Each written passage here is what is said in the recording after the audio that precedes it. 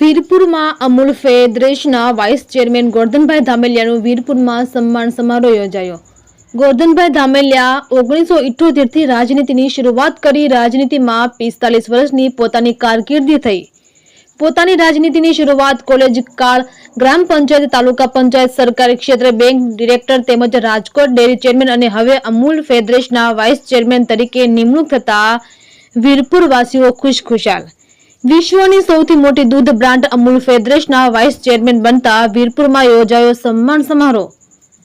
અમૂલની 55 દેશમાં દૂધ, દહીં, છાશ અમૂલની વેચાય છે। 1000 થી વધુ આઇટમ અમૂલ બનાવે છે।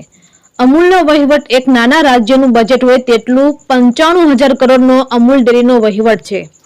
સમસ્ત વીરપુર ગ્રામજનો તેમજ વિવિધ સંસ્થાઓ તેમજ સહકારી વિભાગ તરફથી ગોરધનભાઈ ધામેલિયાનું કર્યું સન્માન।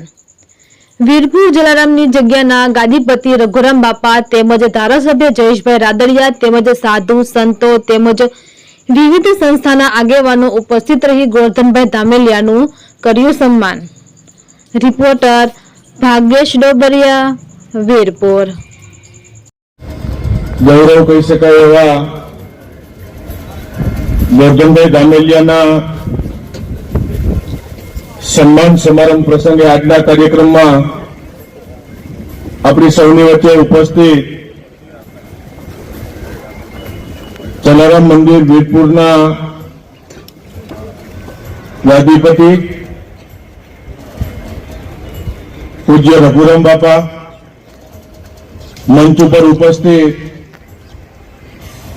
આપણને સૌને આશીર્વાદ પાઠવવા માટે ઉપસ્થિત સર્વે સંતો, મંચ પર બિરાજમાન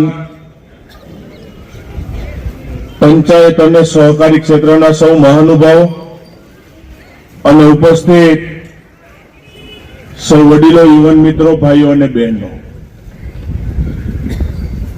મિત્રો, આજે વીરપુરની આ પવિત્ર ભૂમિ ઉપર આજે ગૌરવવંતો દિવસ છે। આજ ગામના વતની